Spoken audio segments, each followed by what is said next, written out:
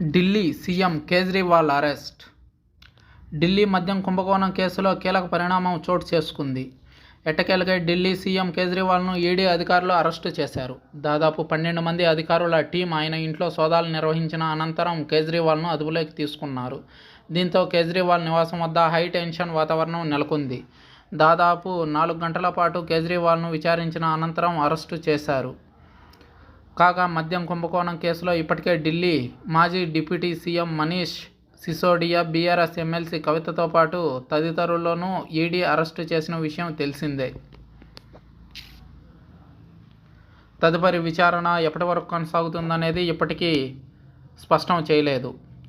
కేజ్రీవాల్ ఆరోగ్య పరీక్షల నిమిత్తం ప్రభుత్వ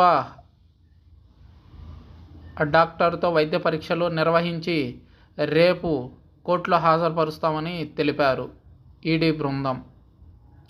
అదేవిధంగా రేపు నెల 10వ తారీఖు వరకు రిమాండ్ కావాలని కోరుతున్నట్లు ఈడీ స్పష్టం చేసింది.